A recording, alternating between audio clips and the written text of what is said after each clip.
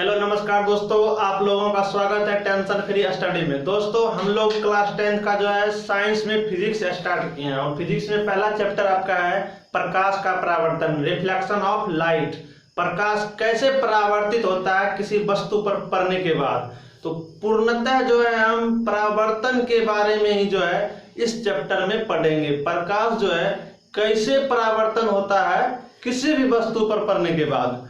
तो हम जो है प्रकाश का परावर्तन क्या होता है, परावर्तन के कितने नियम होते हैं, ये सभी जो है और जो भी मुख्य पॉइंट है हमने पिछली वीडियो में, मतलब इससे पहले जो 3 वीडियो हो चुका है उसमें पढ़ लिए हैं। देखिए आप लोगों का कोई भी सवाल हो, कोई भी प्रश्न हो, कमेंट बॉक्स में दीजिए। समझ में नहीं आती है कमेंट बॉक्स में दीजिए।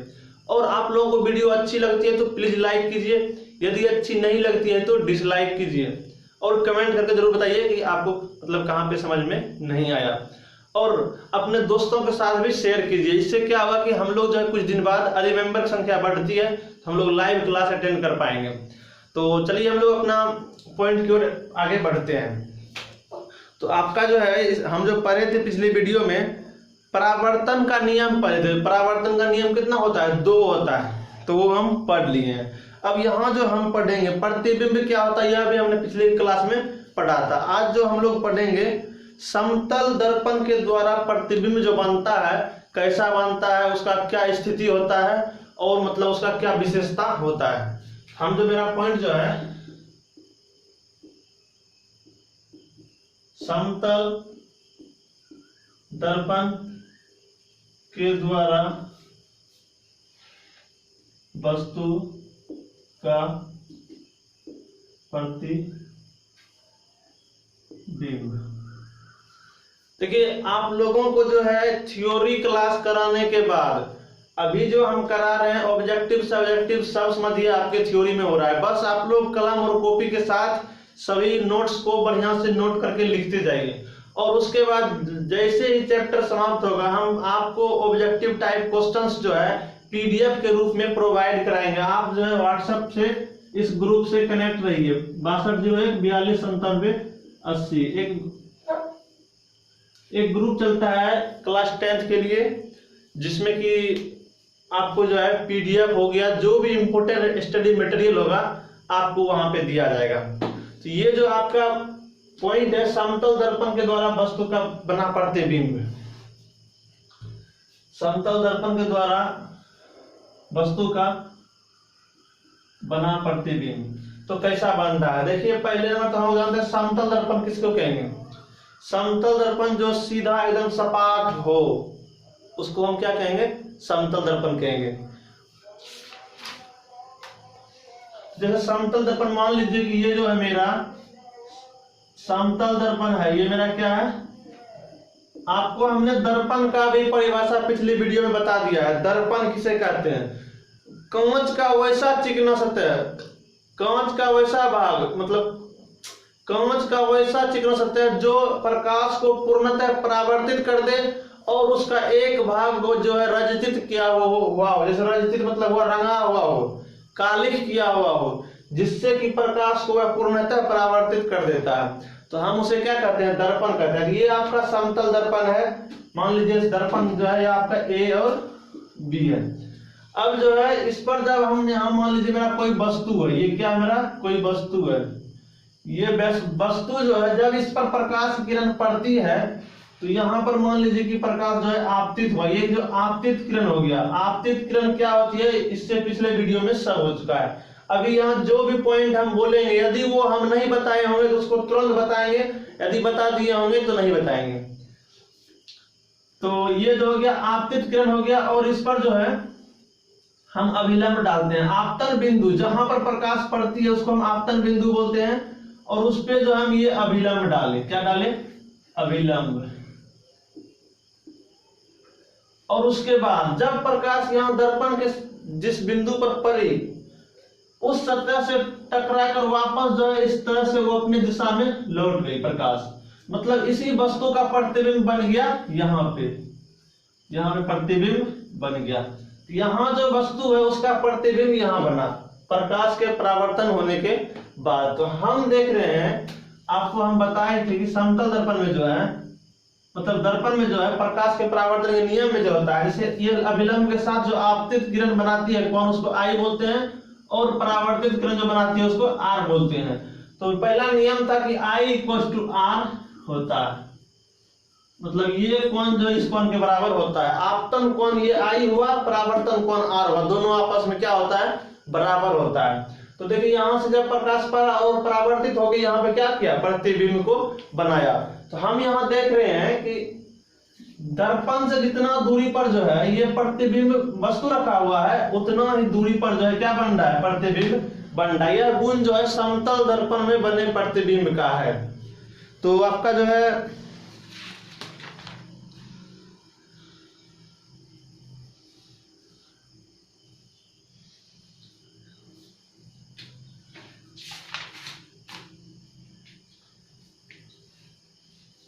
आप यहां देखिए ध्यान से कि ये जो है प्रकाश जब वस्तु पर पड़ने के बाद इस दर्पण से टकराती है, तो टकराने के बाद ये ऊपर की ओर परावर्तित होती है। तो आप सोच सकते हैं कि प्रकाश जो ये ऊपर की ओर जाएगी तो ये ऊपर कहां तक, अनंत तक जाएगी। मतलब कि इधर हम जो है प्रतिबिंब प्राप्त नहीं कर पाएंगे। इधर क्या करेंगे, हम प्रतिबिंब जो है प्राप्त नहीं कर पाएंगे। बस हम एक आभास किए कि इतना ऊंचाई पर जो है इतना प्रतिबिंब बनेगा, जितना ऊंचाई ये है। तो ये जो है एक तरह से इधर अनंत मतलब प्रकाश जा रहा है, प्रतिबिंब जो है हमें दिखेगा नहीं, हम पता नहीं कर पाएंगे। इसलिए जो है हम आभास करते हैं, इसमें समतल दर्पण में जो है आभास करते हैं। तो यहाँ से जो है हम एक कट लाइन लेके आ रहे हैं, मतलब ये कल्पना केवल कर सकते हैं। आभासी प्रतिबिंब जो होता है कुछ नहीं बनता है, बस कल्पना केवल होता है। तो कल्पना मतलब आभास हम करते हैं, आभास करते हैं। जब ये पीछे लाते हैं तो जस्ट इसके सामने में यहाँ से मान लीजिए वस्तु है आपका, यहीं से डायरेक्ट आपका ये इधर आपका प्रतिबिंब बन गया। तो ये जो मान लीजिए इसको बी नाम दिए, तो ये हो जाएगा आपका बी डैश। यहाँ ए से जो बी है ये ऊंचाई, और ए से बी डैश जो है ये ऊंचाई, मतलब वस्तु की जो यहाँ से दूरी है वही दूरी प्रतिबिंब की दूरी होता है। तो हम यह कह सकते हैं समतल दर्पण जो प्रतिबिंब बनता है, दर्पण से जितना दूर पर वस्तु रखी होती है उतना ही दूर पर प्रतिबिंब दर्पण से पीछे बनता है, उतना ही दूर पर प्रतिबिंब दर्पण से पीछे। इतना दूर पर इधर वस्तु रखा हुआ है, उतना ही दूर पर नीचे जो है प्रतिबिंब बना है। तो हम यह कह सकते हैं। तो आप लोग इस इमेज को बनाइए, ये आपका हो गया वस्तु और ये आपका हो गया प्रतिबिंब। अब आपका जो है कुछ पॉइंट है इसमें, आप यह भी मतलब पहला पॉइंट इसमें लिख लीजिए कि वस्तु की दूरी बराबर प्रतिबिंब की दूरी, वस्तु की दूरी बराबर प्रतिबिंब की दूरी होता है। ये पहला पॉइंट हो गया। दूसरा पॉइंट आप लिखिए, समतल दर्पण में देखिए आभासी और सीधा प्रतिबिंब बनता है। आभासी और समतल दर्पण में आभासी और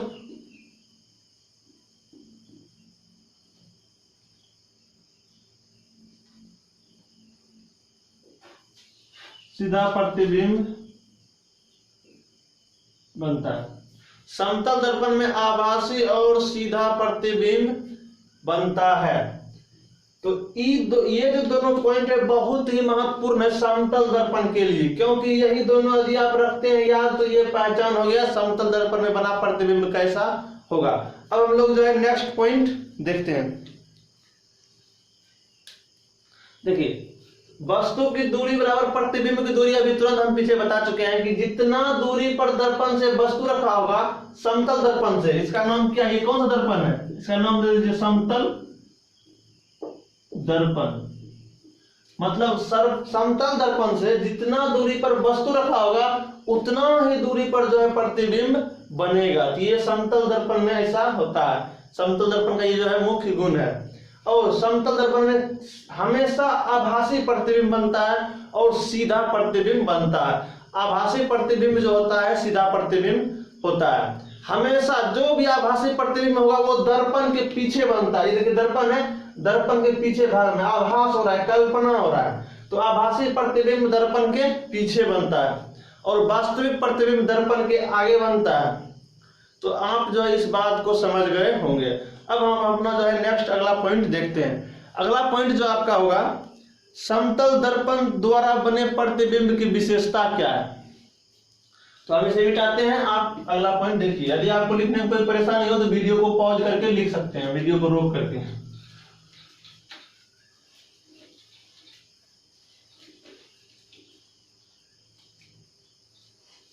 समतल दर्पण के द्वारा बना प्रतिबिंब, समतल दर्पण के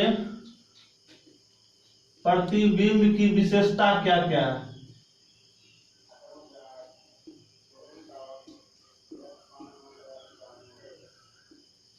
समतल दर्पण के प्रतिबिंब की विशेषता क्या है आपको लिखना है। ये बहुत ही महत्वपूर्ण है, एग्जाम में आपको ऑब्जेक्टिव हो या सब्जेक्टिव में पूछा जाता है। पहला तो है कि प्रतिबिंब जो है दर्पण के पीछे बनता है, दर्पण के पीछे। प्रतिबिंब क्या आता है, दर्पण के पीछे बनता है। दूसरा पॉइंट आपका हो जाएगा, प्रतिबिंब का आकार जो है वस्तु के आकार के बराबर होता है, आकार भी बराबर होता है। प्रतिबिंब का आकार वस्तु के आकार के बराबर होता है। दूसरा पॉइंट हो गया, प्रतिबिंब का आकार वस्तु के आकार के बराबर होता है। और तीसरा पॉइंट आपका हो जाता है कि प्रतिबिंब जो है वस्तु की अपेक्षा सीधा बनता है। मतलब सीधा हम बोल सकते हैं कि प्रतिबिंब जो है सीधा बनता है, जो कि आपको वहां नीचे लिखा हो सके, सीधा बनता है, सीधा बनता है। प्रतिबिंब जो है आभासी होता है, सीधा जो होगा तो आभासी भी होगा।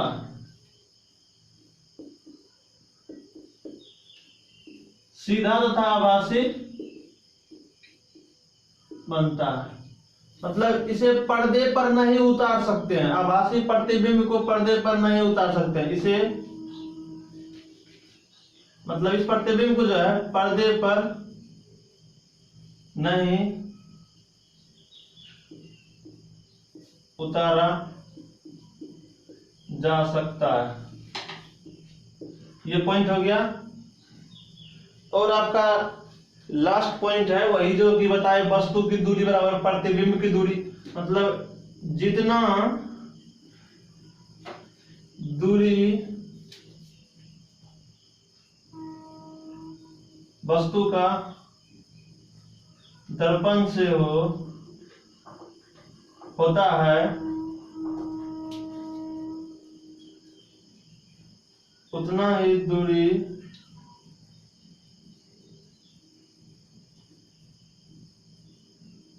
प्रतिबिंब का दर्पण से होता है। ये सभी जो है बहुत ही महत्वपूर्ण सभी पॉइंट हैं, समतल दर्पण के द्वारा बने प्रतिबिंब की विशेषता है। तो आप लोग जो है इसे नोट जो बहुत बढ़िया से जरूर कर लीजिए, और आप लोगों को कोई भी परेशानी हो आप हमें जरूर बताइए। तो आप लोग जो है वीडियो को पॉज करके लिख लीजिए, हम जो है मिटाकर आगे अगला पॉइंट पे बढ़ते हैं। क्योंकि यदि आपके लिए रुकते हैं तो वीडियो लंबी हो जाएगी, फिर परेशानी हो जाएगी। तो बस आप लोग जो है थोड़ा कंप्रोमाइज कीजिए, जब हम लोग लाइव रहेंगे तो आप लोगों को लिखने का टाइम मिलेगा। तो हम अगला पॉइंट की ओर बढ़ते हैं। आप जो है उम्मीद करते हैं कि सभी पॉइंट को जो है आसानी से समझ गए होंगे।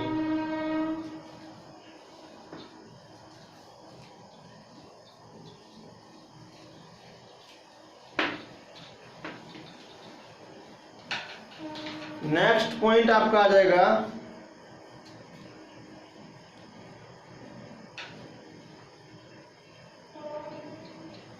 गोलीय दर्पण किसे कहते हैं। नेक्स्ट पॉइंट है आपका गोलीय दर्पण। देखिए गोलीय दर्पण किसे कहते हैं? गोलीय, गोल टाइप में जो दर्पण होगा उसे हम क्या कहेंगे? गोलीय दर्पण। तो गोलीय दर्पण हो जाएगा आपका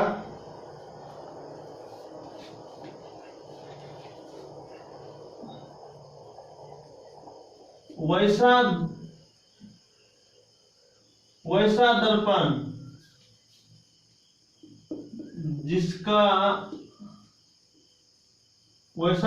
जिसका परावर्तक सतह, वैसा दर्पण जिसका परावर्तक सतह किसी कांच के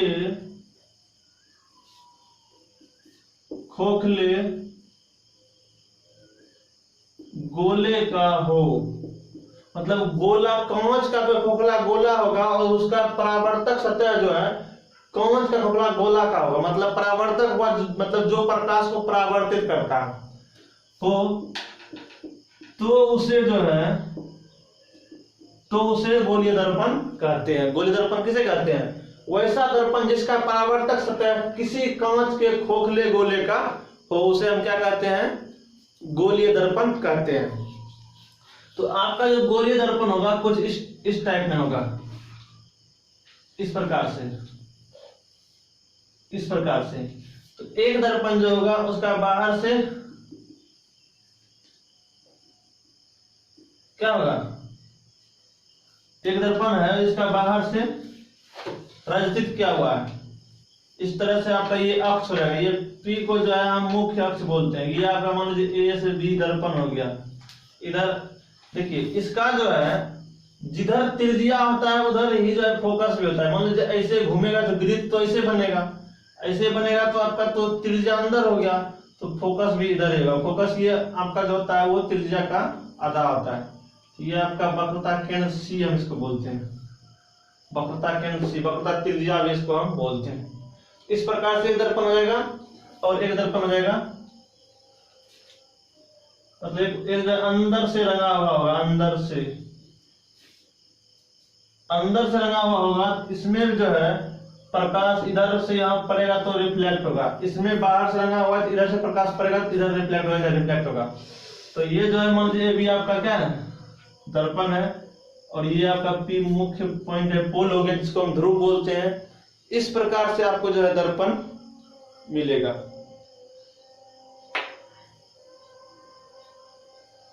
तो एक का देखिए बाहर से रंगा हुआ है, एक का अंदर से रंगा हुआ है। तो ये जो है दोनों अलग अलग दर्पण है। इसका दोनों का जो है नाम भी जो है अलग अलग होगा। अब आप जो है आगे सीखेंगे इसका क्या नाम है, इसका क्या नाम है। देखिए जिसका जो है बाहर से रंगा हुआ है और अंदर धंसा हुआ है उसको हम लोग अवतल दर्पण कहते हैं। क्या कहते हैं? अवतल दर्पण। अवतल दर्पण।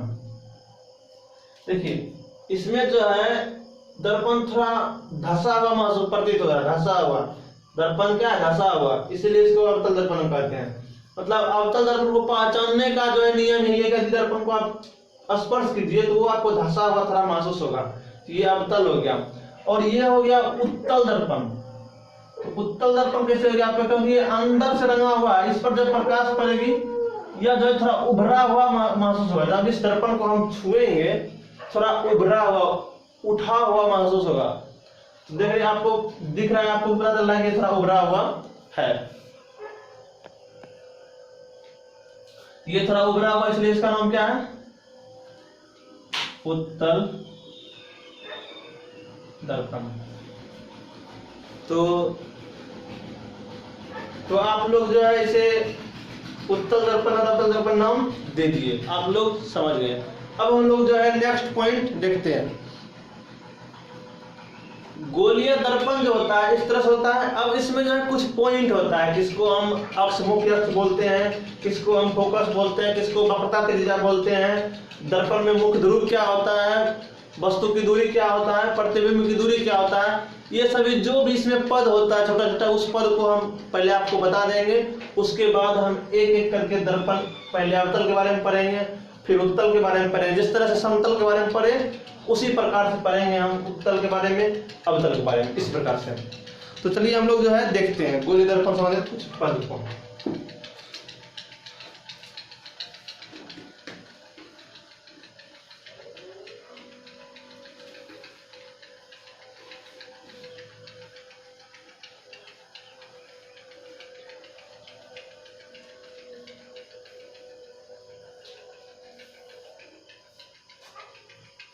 आपका अगला पॉइंट है गोलीय दर्पण से संबंधित विभिन्न पद।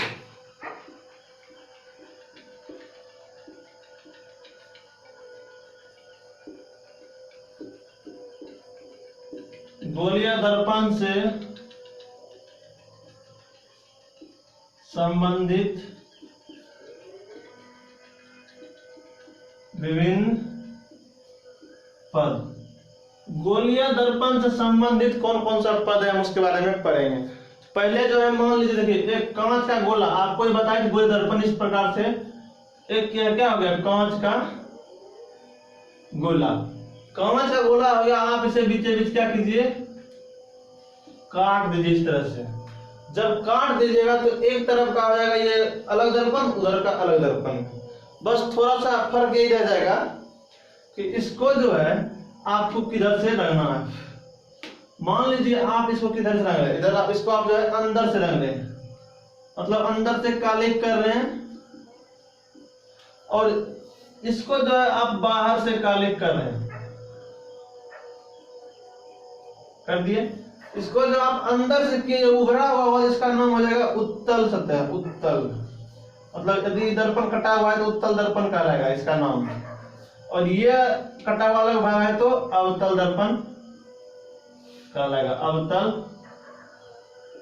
दर्पण, अवतल दर्पण कहलाएगा। ये आपका हो गया उत्तल, ये हो गया उत्तल दर्पण, और वो हो गया अवतल दर्पण। अवतल इसलिए कि धंसा हुआ है, उत्तल इसलिए कि उभरा हुआ है। इसमें अब जो है देखिए, मान लीजिए यदि केंद्र होगा इस वृत्त का, तो त्रिज्या, तो यदि ये एक दर्पण है, इधर होगा त्रिज्या, इसका भी दर्पण है, मतलब केंद्र इधर होगा, मतलब वक्रता केंद्र सी जो होगा यहाँ होगा। अब जो है यहाँ से बीचों बीच केंद्र से रेखा खींच दीजिए। ये रेखा जो आप खींचे, इस रेखा को हम नाम देते हैं, मान लीजिए कुछ नाम दे दिए, ए भी दे देते हैं। इसको हम बोलते हैं प्रधान अक्ष या मुख्य अक्ष बोलते हैं। इसका नाम होता है प्रधान अक्ष, जिसको कि हम नाम देते हैं प्रधान अक्ष। और ये जो आपका हो गया परावर्तक सतह हो गया, मतलब इस पर प्रकाश पड़ेगा तो लौटेगा, परावर्तक सतह। अब इसमें जो परावर्तक सतह हुआ ये अंदर में हो गया परावर्तक सतह, इसमें जो हुआ अंदर में, इसमें हुआ बाहर में। और ये जो हो गया वक्रता केंद्र हो गया, सी हो गया, वक्रता केंद्र सी। और इसका जो होगा वक्रता केंद्र का आधा होगा फोकस, वक्रता का आधा क्या होगा, फोकस। इसका भी फोकस यहाँ होगा आधा, इस प्रकार से होगा। और इसको हम एफ से क्या लिखते हैं, फोकस।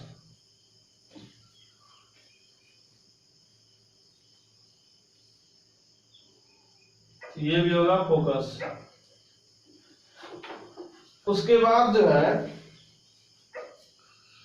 ये जो है डॉट डॉट जो दिख रहा है, ये कलई किया हुआ भाग है, कलई, जिसको कालिक भी हम बोलते हैं। इसमें बाहर से क्या हुआ है कलई, इसमें अंदर से क्या हुआ है कलई, ये कलई क्या हुआ है। तो आप यहाँ देख रहे हैं, और यहाँ जो है दर्पण, जहां भी दर्पण का बीच में प्रधान अक्ष काटता है, इसको पोल बोलते हैं या तो ध्रुव बोलते हैं, पोल या ध्रुव इसको बोलते हैं। इधर का ध्रुव ये हो गया, इसको पी से सूचित करते हैं, पोल या ध्रुव, जो बोलिए आप, इसको ध्रुव बोलते हैं। ये जितना पॉइंट लिखा है ये सभी महत्वपूर्ण पॉइंट जो है एक दर्पण में जो है गोलीय दर्पण में होता है। गोलीय दर्पण में ये सभी मुख्य पॉइंट होता है। आपको हम जो बहुत से नाम लिखाते हैं और किसको क्या चीज से सूचित करते हैं हम वो भी लिखा देते हैं। जैसे आपका हो जाएगा पहला पॉइंट, ध्रुव किसको कहेंगे, ध्रुव। तो गोलीय दर्पण का मध्य जो होगा, मतलब जो मान लीजिए गोलीय दर्पण दिए है दर्पण, तो इसका मध्य बिंदु जो होगा वही ध्रुव होगा।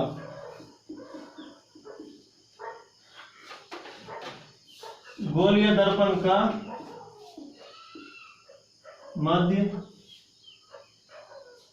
गोलीय दर्पण का मध्य बिंदु हो जाएगा ध्रुव। दूसरा हो जाएगा आपका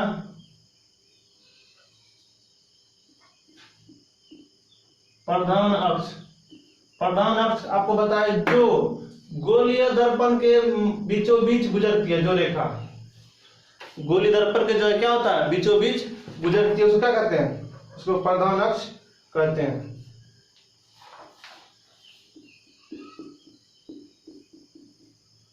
जो गोलीय दर्पण के ध्रुव और वक्रता केंद्र C को जोड़ता है। प्रधान अक्ष जो कहते हैं, जो वक्रता केंद्र C और प्रधान अक्ष पोल गोलीय दर्पण के ध्रुव को जोड़ता है, उसको क्या कहते हैं, प्रधान अक्ष कहते हैं। ये 2 पॉइंट हो गया। और आपका हो जाता है वक्रता केंद्र। आप लोग जो है इस पॉइंट को लिख लीजिए, मिटाते हैं क्योंकि नीचे जगह नहीं है, इसीलिए आप लोग वीडियो को पॉज करके लिख लीजिए यदि कोई परेशानी होती है लिखने में तो। और आप लोग जो है नोट्स जरूर बनाइए। तीसरा पॉइंट रहेगा, क्या बताए, वक्रता केंद्र।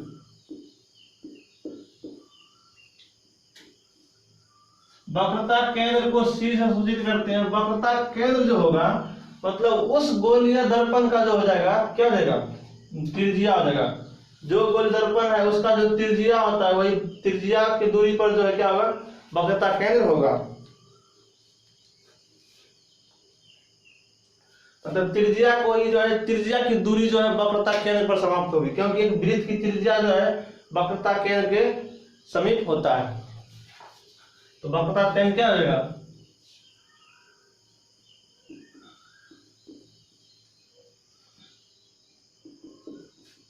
गोलीय दर्पण की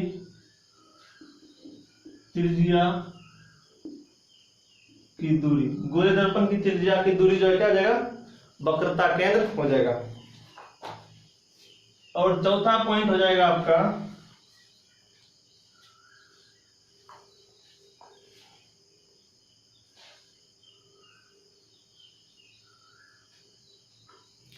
ध्रुव, प्रधान अक्ष, वक्रता केंद्र। अब जो चौथा जाता है आपका वक्रता त्रिज्या। वक्रता केंद्र जो हो गया, गोलीय दर्पण की त्रिज्या की दूरी जहां पर अंत होती है वो क्या होता है, वो वक्रता त्रिज्या, वक्रता केंद्र होता है। जैसे यहां से जो है, यहां से यहां तक त्रिज्या R है, तो इसका दूरी समाप्त यहाँ पे हुआ तो वो केंद्र पर ही समाप्त होती है। तो वक्रता केंद्र आपका C हो गया। और वक्रता त्रिज्या होता है, इसको सूचित करते हैं हम R से। मतलब इसका जो हो जाएगा वक्रता केंद्र C से पोल, मतलब पोल के ध्रुव, ध्रुव तक की दूरी, ध्रुव तक की दूरी क्या कहलाता है, वक्रता त्रिज्या R कहलाता है। R से सूचित करते हैं। तो आपका जो है ये मुख्य बिंदु जो था इस गोलीय दर्पण में, जो विभिन्न पद प्रयोग किया गया, जरूरी था आप लोगों को सीखना। आप लोग इनको समझ गए होंगे। तो उम्मीद करते हैं कि आपको जितना भी यहाँ पे हम बात बताए आपको समझ में आ गया। यदि कोई भी परेशानी होती है, कोई भी ऐसा पॉइंट है जो आपको समझ में नहीं आता है, तो आप हमें जो है कमेंट में लिखें और अपनी प्रॉब्लम को लिखें कि कहाँ आपको समझ में नहीं आया, तो हम उसे जो है दूर करने की कोशिश करेंगे। आप लोगों के पास व्हाट्सएप नंबर है, 24 आवर आप कभी भी जो है उस पर मैसेज कर सकते हैं अपनी प्रॉब्लम को रखने के लिए। तो मिलते हैं अगली वीडियो में, तब तक के लिए जय हिंद, जय भारत, धन्यवाद।